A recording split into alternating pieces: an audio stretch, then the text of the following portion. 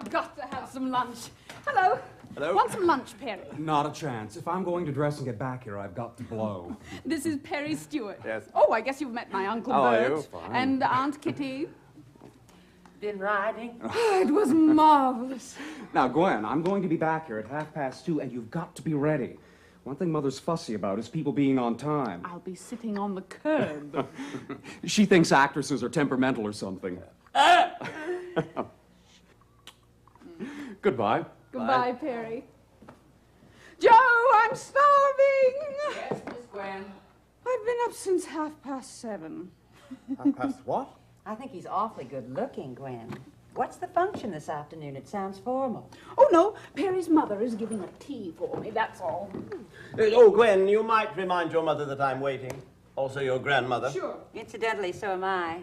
No more morning rides after this weekend, eh, Gwen, my child? Rehearsals, rehearsals. I'm afraid so. Well, you ought to be very proud, my dear, at your age, to be appearing with your mother. Quite an event.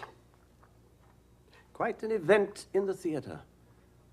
Yes, my dear, you're about to enter into your great inheritance, to come before the public as the member of a distinguished family. It's not a trust to be taken lightly, my dear. Remember, not only will all of us be watching, but your gifted ancestors as well. That speech needs cutting, Bertie.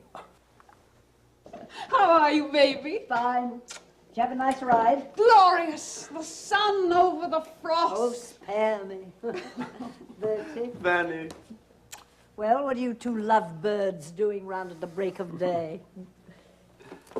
Isn't that hat a little ingenue, Kitty? Your devoted brother is calling one of his family conclaves. Oh, it sounds very repulsive. Julie not down yet? Well, that prize fighter's up there, I suppose. When I was Julie's age, I didn't need any prize fighters to keep my figure. You could span my waist with your two hands. I like a nice womanly figure myself. You ought to be very happy. Fanny, you're looking splendid. I was never better in my life. I'm going into rehearsal, soon as Wolf can pick a cast. Now, Fanny, you've been ill for nearly a whole year. Well, what of it? What's a year out of a lifetime? I played 53 years without ever missing a performance, except when Tony was born. And surely when Julie was born. No, sir, she knew her business better than that. Julie was born during Holy Week.